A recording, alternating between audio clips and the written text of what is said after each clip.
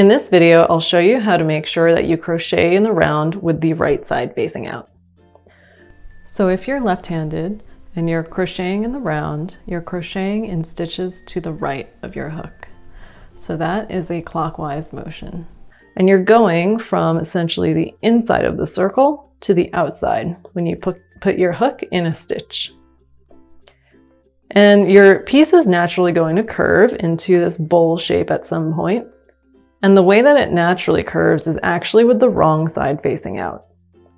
You can tell because you can see these horizontal bars. If you want to make the right side face out, all you've got to do is press on the middle of this bowl and literally flip it inside out.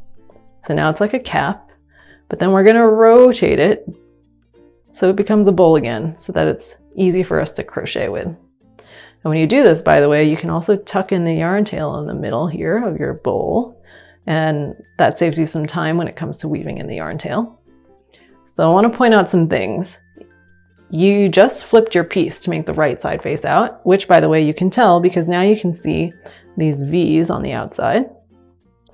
And you're going to keep everything the same.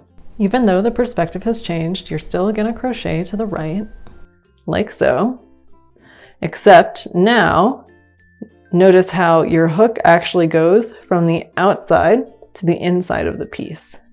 Let me move this out of the way. So you're still going to the right, but your hook is going from the outside to the inside of the piece, and you're crocheting in a counterclockwise direction now.